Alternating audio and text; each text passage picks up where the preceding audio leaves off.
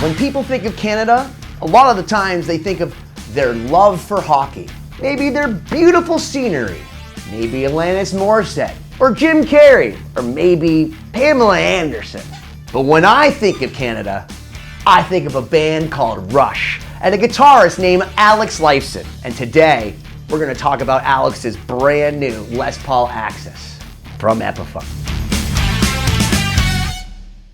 I have to admit, when I opened the hard case sent to me from Sam Ash, I was very pleasantly surprised at how beautiful this guitar is. Take a look at this thing. You have a 4A quilt maple top veneer on this bad boy, along with a gold Floyd Rose tremolo, a Pro Bucker 3 lead pickup, a Ceramic Pro rhythm pickup, an ebony fretboard. These are acrylic blocks. I would have really appreciated mother of pearl for $12.99, to be honest with you. The binding that you will find on a Les Paul Custom, and Alex Lifeson's name right on the truss rod. You got gold Grover tuners, which you know are going to stay in tune when they're not locked with the Floyd Rose. And you have this beautiful carved access joint that you find on the Les Paul Axcess, along with this backplate because it's all routed out for the Floyd. You have this comfort carve, which you'll find with the Les Paul Axcess. Truly a stunning guitar. A ruby red Les Paul Custom from Epiphone.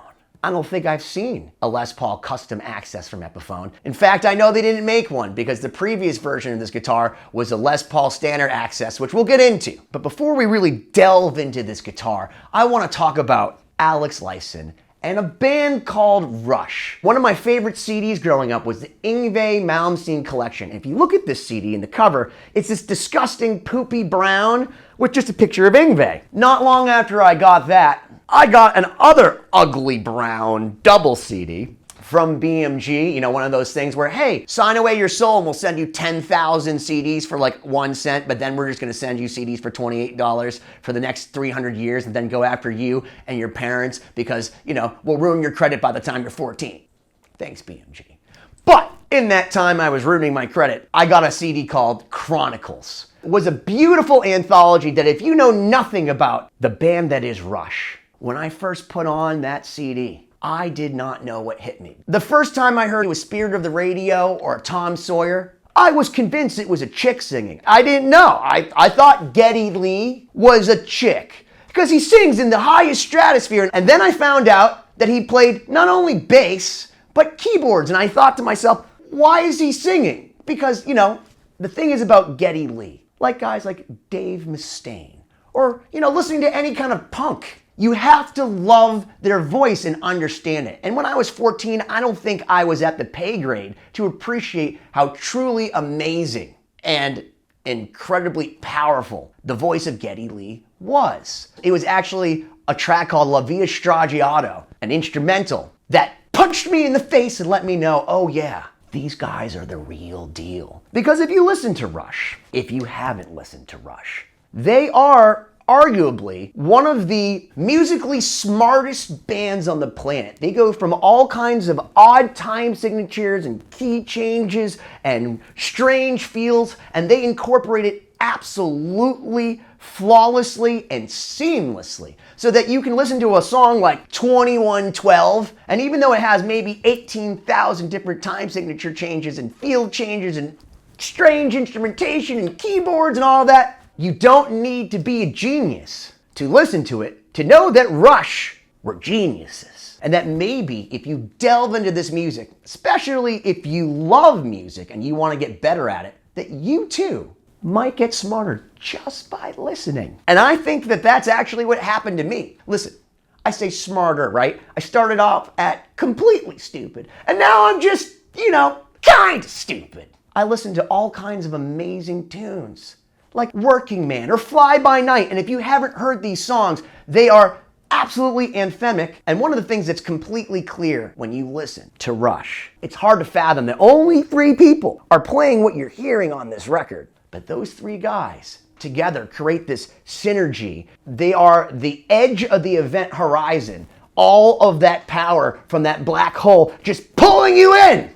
That's what it's like when Rush, those three guys, were in a studio or on stage together. Their collective energy just made this insane music. 1/3 of that was a guy named Alex Lifeson. Alex and Geddy were both from Toronto, Canada. And Geddy's parents were both Holocaust survivors. And you have Alex's parents who survived the war in Yugoslavia. His dad was actually in a prison camp and again came to Canada. So you have these two imports, geeky kids that were completely fixated with music. If you go down the rabbit hole with Alex, this guy from a very young age was like, I'm going to play guitar. I remember watching some footage of him where he was talking to his dad, I think he was 16 or 17, about how stupid it would be to go to college or even try to graduate because he's a musician. Why would you do that? I gotta say, Alex, you were right on this.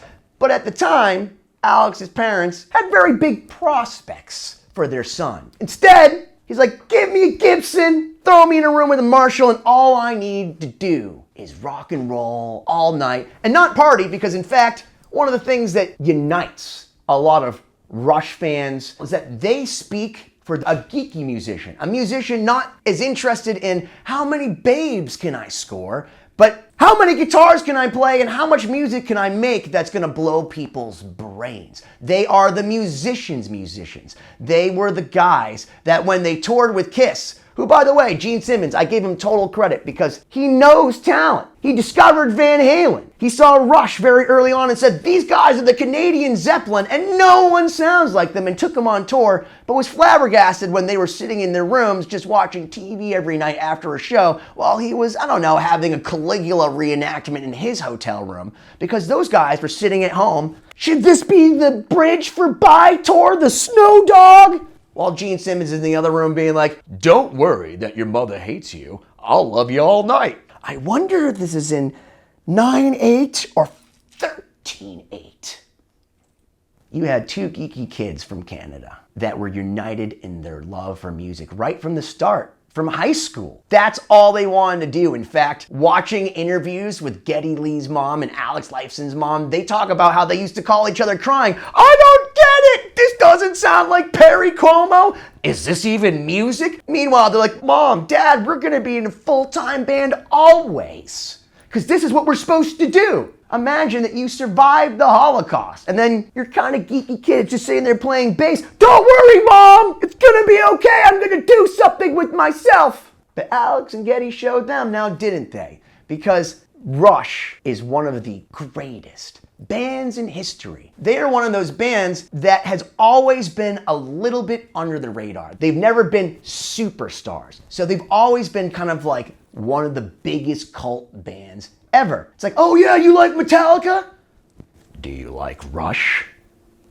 You do? And then you go home and you listen to Farewell to Kings with headphones on and call your friend and be like, did you hear that? Because the thing about Rush, there's nothing quite like them. They just wrote this experimental, crazy rock that came out of their brains and just turned it into something that basically set the bar. The main bar being set by a guy named Neil Peart. Because when you're in a rock band, a lot of the times it's about ego. And there's always that thought like, my drummer's better than yours. My guitarist is better than yours. Well, when John Rutsey, the original drummer for Rush, who left because I guess he was more into straight ahead rock and roll and also had diabetes. In fact, he ended up passing away. But when he left, they got a guy named Neil Peart.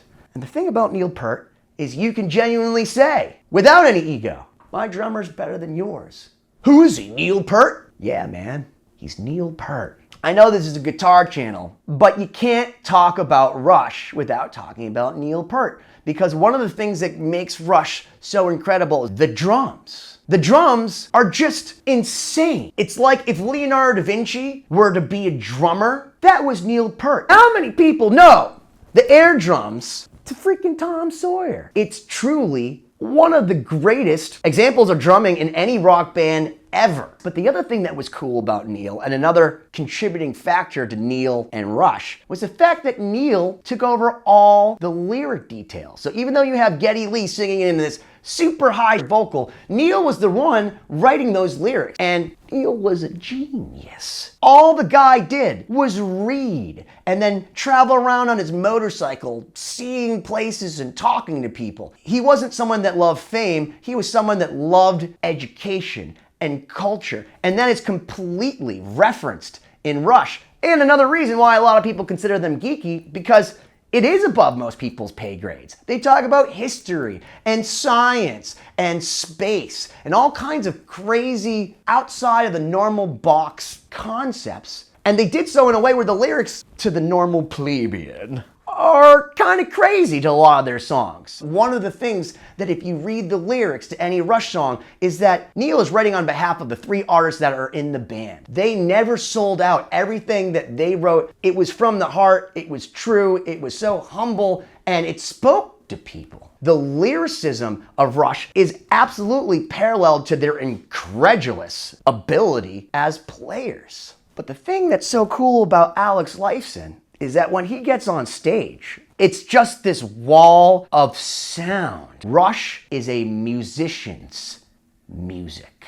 It was so complicated, but it was so beautiful, and it was never contrived. You can hear it in all those songs. And the thing that was crazy was you have Geddy Lee, who's singing, playing bass, and then also playing keyboards with his feet, or stopping, holding his bass and playing keyboards. One of my favorite songs being Subdivisions. And if you listen to that song, that's kind of like geeky rocker's anthem, because it's about being an outcast. It's about being ostracized and not understanding people in other groups and wanting to do your own thing. Just like Rush, you're in their subdivision if you love progressive, awesome rock and roll. Now, when I think of Alex, I think about him playing a white ES355. As the years progressed, he started playing a lot more Les Pauls, in particular a Les Paul with the Floyd Rose. And as we know, there's been a huge argument. Is it Brad Gillis? Is it Neil Schon? But I argue, even though he was not the first, one of the most well-known examples of a guy playing a Les Paul with the Floyd Rose is Alex Lifeson. And this Epiphone is the first time that you can really get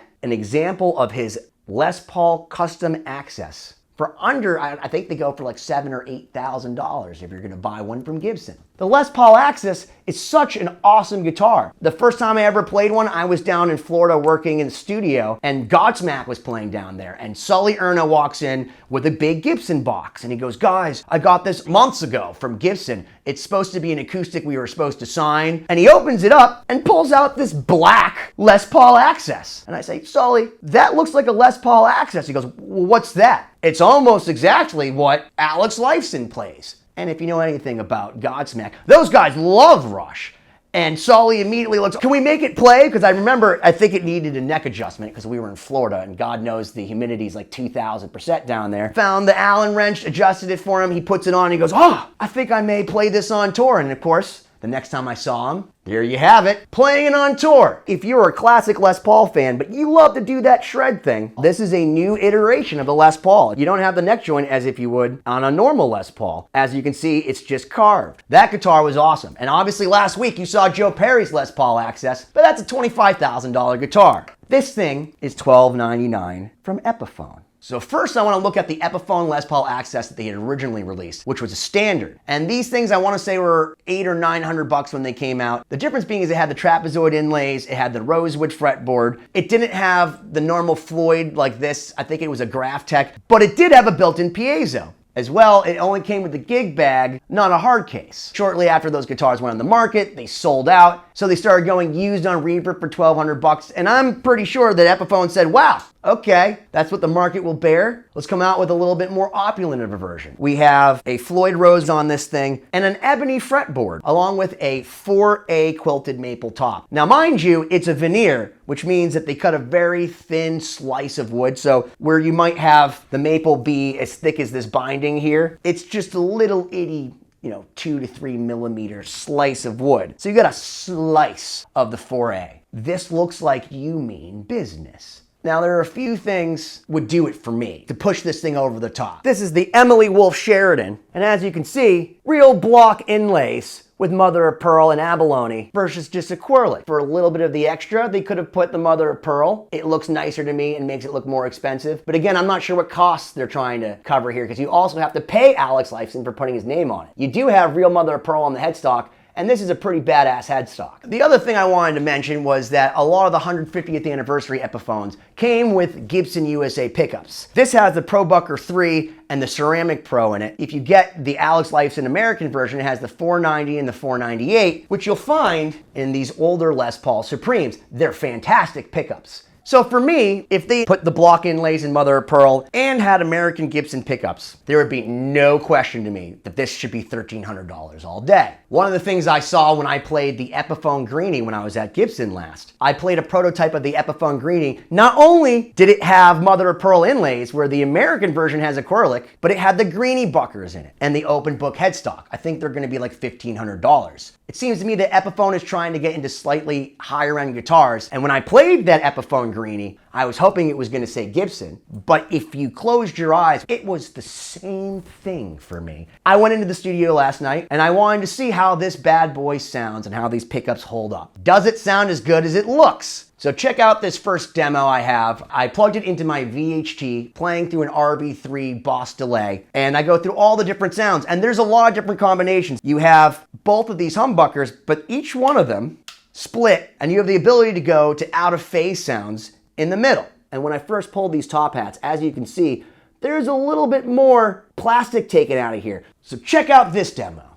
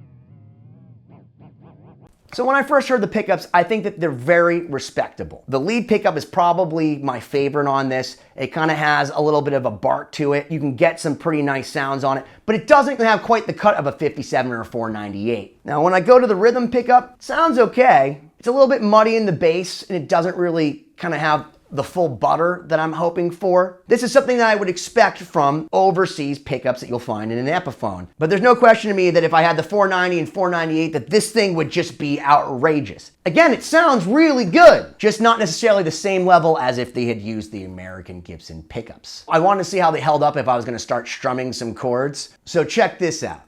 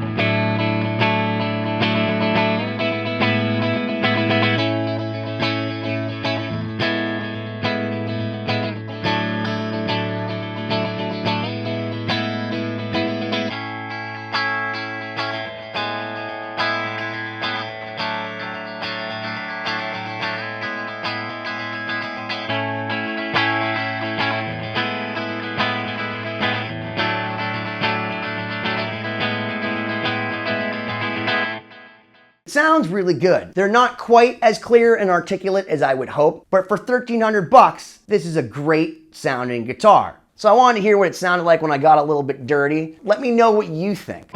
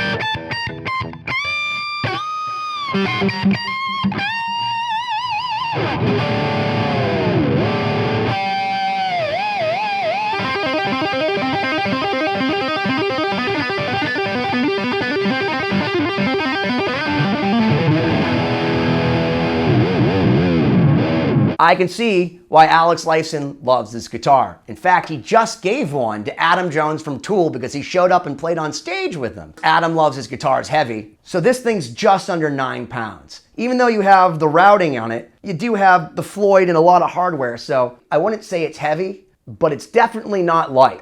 Hopefully Adam Jones will find it in his heart to love a guitar that weighs under 15 pounds. This part of the demo was me just kind of messing around. It's 3 o'clock in the morning. I'm like, let's see how this goes. One thing I was able to find with this demo was you can get the strings all still stays in tune. So although I'm not a big fan of Floyd Roses in the first place, when I stretched these strings, I was doing all kinds of crazy stuff.